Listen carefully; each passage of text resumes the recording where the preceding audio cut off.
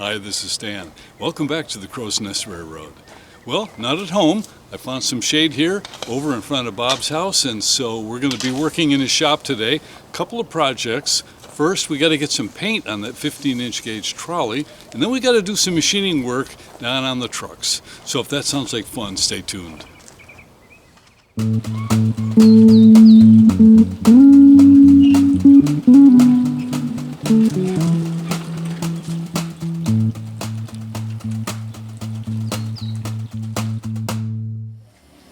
Trolley down.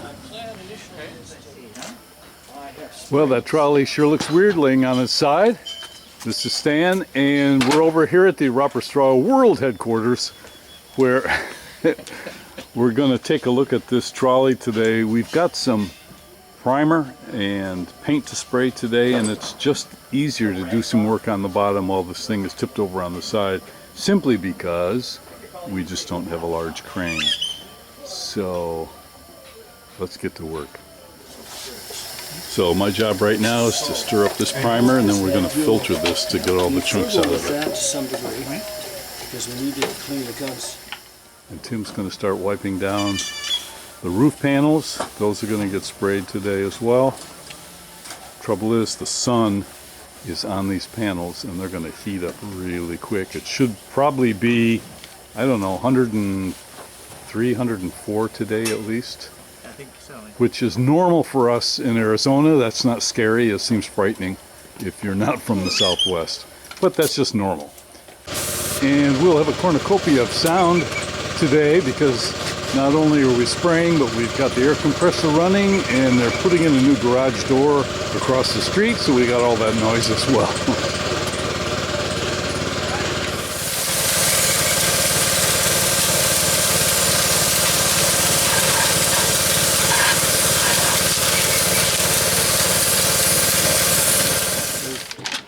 And I guess it's time to flip this pancake. Yeah, I'm not worried. It's strictly for someone should ever look underneath you to look like it. All right. Sandy, you may need to hang on to one of those. Okay. As we roast those, I need you, three of us on this roof. Standy, if you'll get that trolley in case there's an issue. And just lift. Yeah. Or I can lift. And Sandy, if you want to slide it under? Yeah. Three of us. That's good.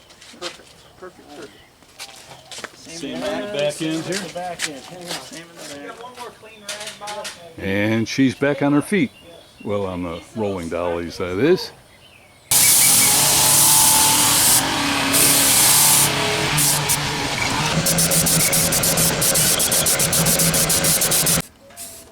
And because using the Pro spray gun was just not fun enough, Tim's got the old rattle can. Now we're down to the everyman method of priming this metal. This is technology we all understand. And we're out of the oil-based primer. So there just might be enough in this can to just get us through the rest of the roof. And as with many jobs, you'll always have more than one problem. So in this case, not only are we low on primer, the air spray gun seems to be disobedient, acting rather naughty. And then right in the middle of everything, we had a GFI outlet failure that it would not reset. So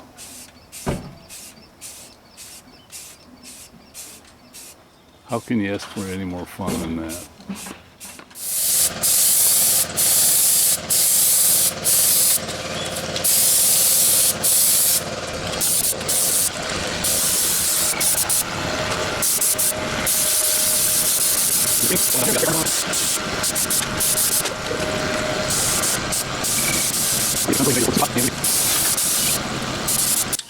I personally think blue would look really good. But...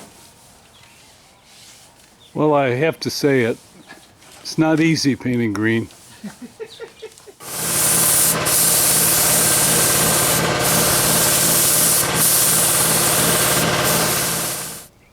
And And there's the first coat of the green.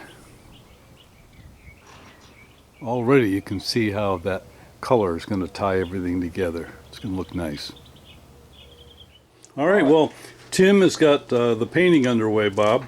And now that the compressor's off and we don't have to worry about that, let's take a look at the trucks for the underside of this trolley. This looks like a big meaty piece of steel It here. is.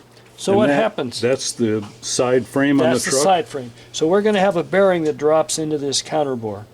And on top of that bearing goes a plate. And that plate, the ring of holes, the circle of holes, has to match the circle of holes in the side frame. So that happens to be at 1.719 inches in diameter.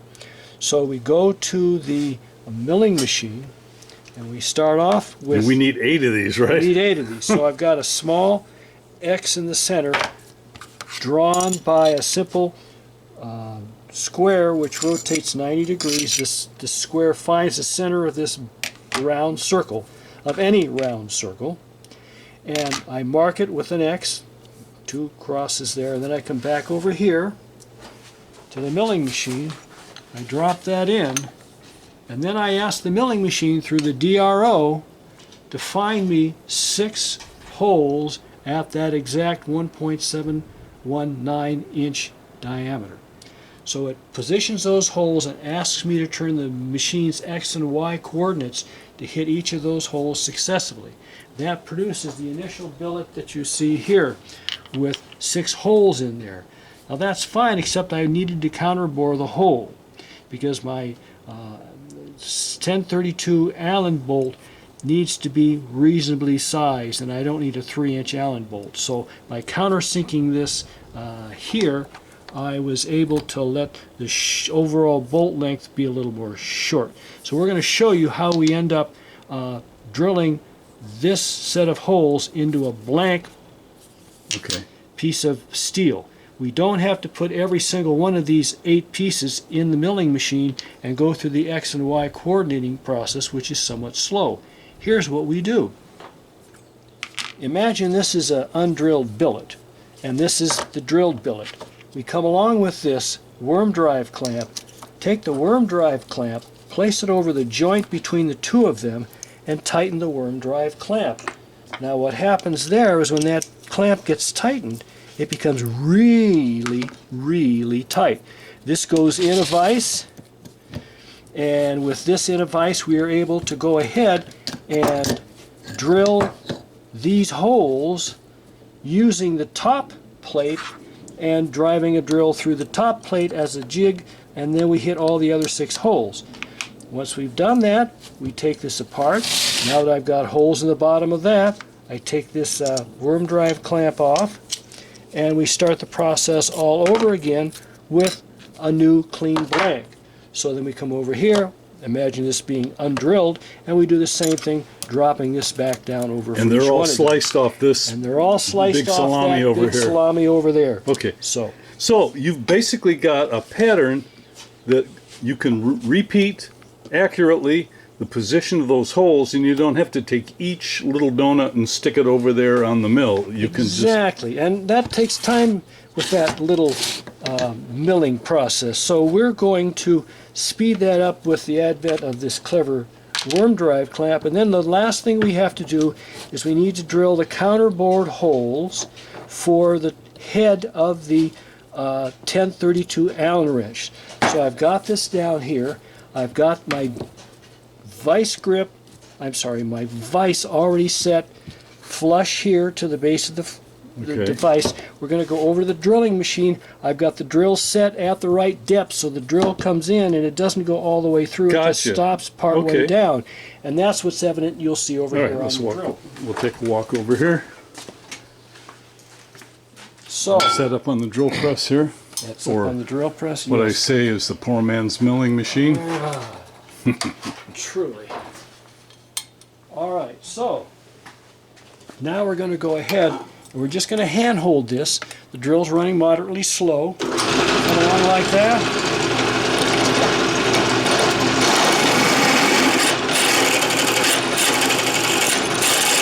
And that just centers itself? Just centers itself.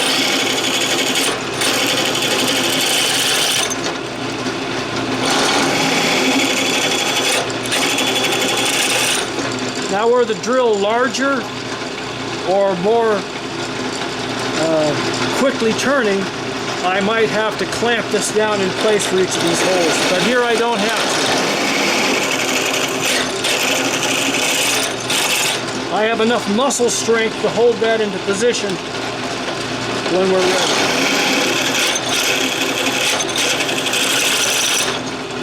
And the last one.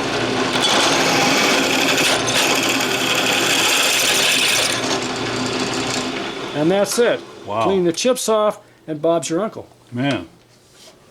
So here's a look at the axles and wheels, all 4 of them, 2 for each truck. And you can see how the axles are proud. They protrude on the outside because the bearings are on the outside of the wheel. And are these all solid on here, Bob? Or They are. No, you're ready. We're Okay. ready to actually. okay. So what's next is these axles are proud of that bearing fitting, and so Bob has to take a measurement, and then we've got to put a counter bore in this cap to receive the bitter end of that axle. So let's check the mock-up on this.